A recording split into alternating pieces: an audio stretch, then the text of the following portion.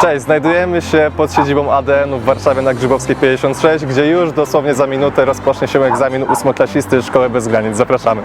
Uczennica od razu po wejściu do budynku, gdzie odbywają się egzaminy ósmoklasisty, podchodzi do recepcji, gdzie pierwszy raz sprawdzają listę obecności, gdzie oczywiście też potrzebny jest dowód tożsamości. To na TikToku, że to źle wyszło, to znajdę Cię. Uczennica po pokazaniu dowodu tożsamości kieruje się prosto przez bramki. Pan zajmujący się windami zamawia jej windę i kierują się na górę.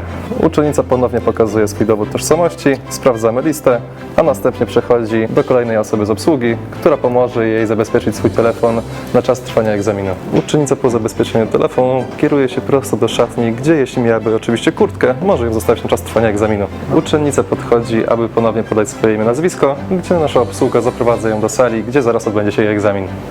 Uczennica wchodzi do sali, gdzie zajmuje się nią komisja egzaminacyjna.